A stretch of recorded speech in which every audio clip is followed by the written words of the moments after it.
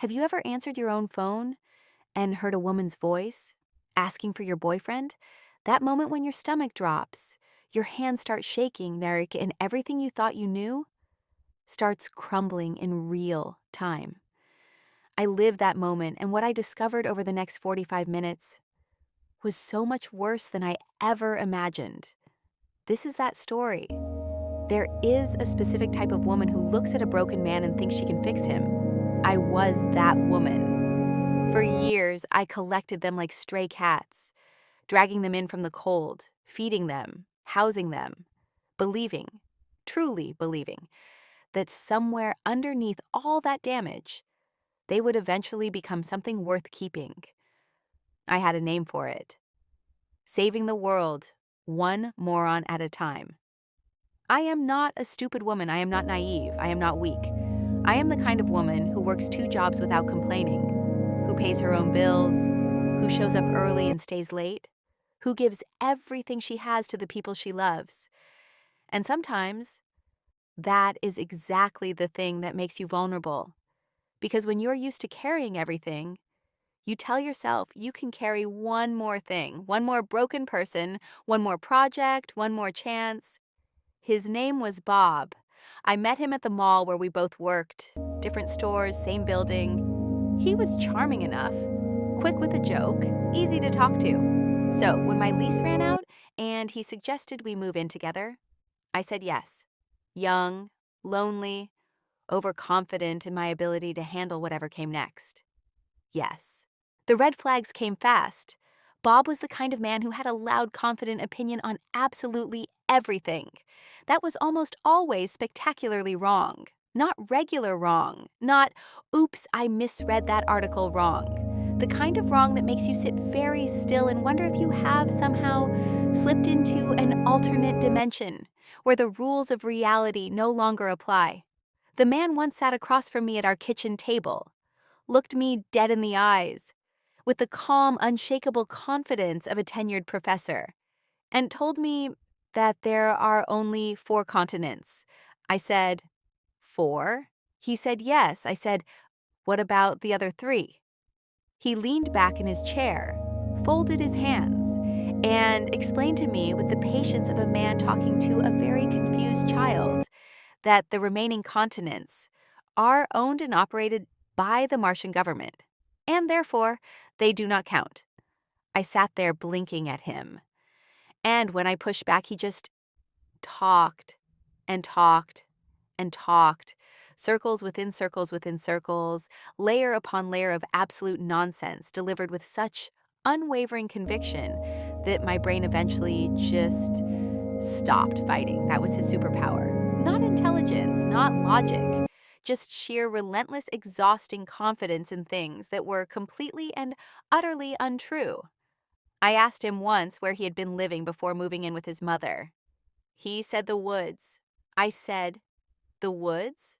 For months on end with no equipment, no tent, no supplies? He looked at me very seriously, paused for a long, dramatic moment, gestured slowly and deliberately up and down his entire body, and said, "This is all the gear I need." I should have packed his 2 boxes that very night, placed them firmly outside my front door, changed my locks, and moved on with my life. But I didn't, because nothing, and I mean absolutely nothing in this world, could have prepared me for what came next. The laziness. I need you to truly understand what I'm about to tell you. I have encountered lazy people before. I genuinely believed I understood what laziness looked like. I did not. Bob did not merely redefine laziness. Bob elevated it. Bob turned it into an art form. Bob treated it like a full-time vocation that he showed up for every single day with absolute, unwavering dedication. While I dragged myself out of bed before sunrise, while I worked double shifts and triple shifts, while I ran myself so far into the ground that some nights I could barely stand up straight, Bob was on my couch every single day, watching Netflix DVDs stacked on my coffee table, playing an online war game on my spare computer for hours on end, typing away furiously in some group chat like he didn't have a single responsibility in the world. He never cleaned. Not once. Not a single dish. Not a single surface wiped down. Dirty dishes piled in the sink until they became a permanent fixture. Filth on every surface in every room. A shower taken maybe once a week, if the planets aligned.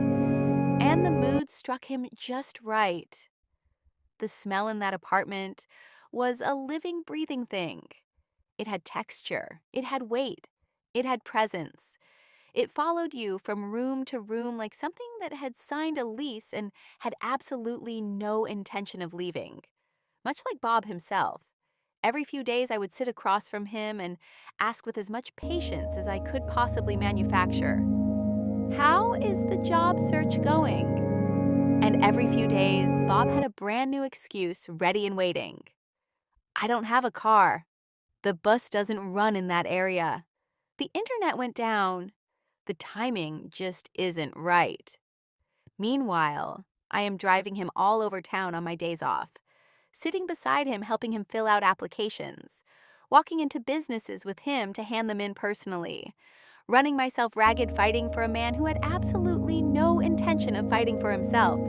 And because he had no phone of his own, my number was listed as the contact on every single one of those applications. So, naturally, he started holding my phone while I was at work. In case an employer called. "Sure, Bob, sure." Then the late nights started, staying up a little later than usual, then later still, then until 2 in the morning, then 3, then sometimes almost until dawn, all on that group chat, always on that group chat. I would go to bed, hours would pass. I would lie there staring at the ceiling, telling myself I was being paranoid, talking myself out of the feeling in my gut that was trying very hard to tell me something important. Then he started borrowing my car. To visit his best friend Ben, he said. I knew Ben. Got along with Ben honestly better than I got along with Bob. So I said fine. He was always back on time. Phone in hand, keys in hand, nothing obviously wrong. Suspicious? Yes. But I had no proof. And I am loyal to a fault. So I let it go. Then came the card tournament. Bob had a plan. A great plan. He was going to enter a card gaming tournament, win the prize money, finally buy himself a phone. And then things were really going to turn around for us. All he needed was my car and my phone. Just this one last time. I didn't want to spend my only day off at a card convention. So I stayed home, bought some drinks, made a quiet evening of it alone. Hours ticked by. No Bob. I passed out and woke up at the crack of dawn, violently sick. This was not a hangover. I was retching until there was nothing left. Sweating, convulsing, lying completely alone on my cold bathroom floor, with no phone, no car, no Bob. I eventually literally crawled on my hands and knees down the stairs of my apartment building. Knocked on 3 different doors before someone finally answered and let me use their phone. My mom was there in 6 minutes flat. The hospital diagnosed me with an aggressive antibiotic-resistant strain of C. diff.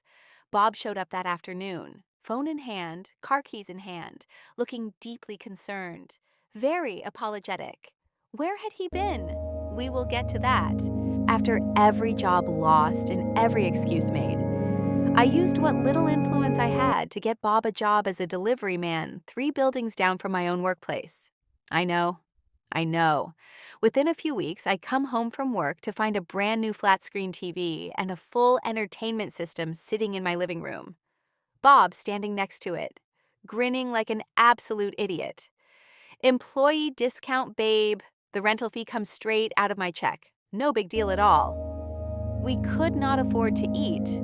I was bringing home scraps from work just to survive, and he had put me on the account. My information taken from a credit application I had filled out as a simple favor. So if he defaulted, I was liable. Fast forward a few weeks. Eviction notices on our front door. Rent dangerously late.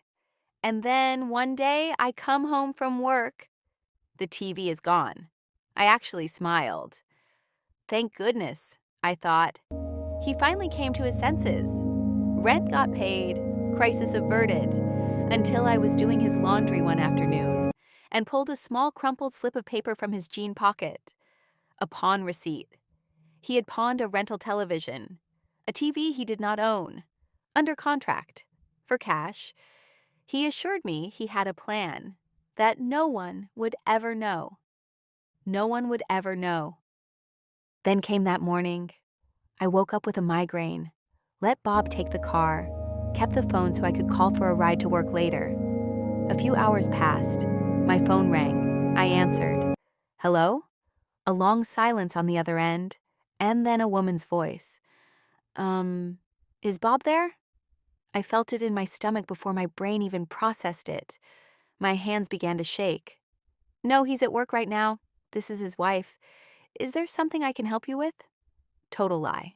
But hey, she started stammering about having the wrong number, desperate to get off the phone. And I realized in that moment, I desperately needed her to stay. Please, I said. I don't know what is going on, but I just really need somebody to tell me the truth. The last word came out as a sob. The voice on the other end softened. I need to make a few phone calls, but I promise you, I will call you back. You promise? I almost begged. I promise, she replied. I hung up, and then I paced my living room floor, chain smoking, talking to myself, replaying every late night, every borrowed car, every red flag I had, talked myself out of believing. The phone rang again. It was her. Her name was June, and what followed was the most soul-crushing 45 minutes of my entire life. June and Bob had dated years before. They had reconnected on that war game. All those nights on the group chat, he was talking to her. All those times borrowing my car to see his friends, he was taking her out on dates. My phone he held while I worked, he was using it to call her. The night I lay alone on the bathroom floor, sick and helpless and completely without resources, he was with her. And then June asked me something. Do you have a little silver hummingbird necklace? Yes, I said slowly. My mother gave it to me for my 27th birthday.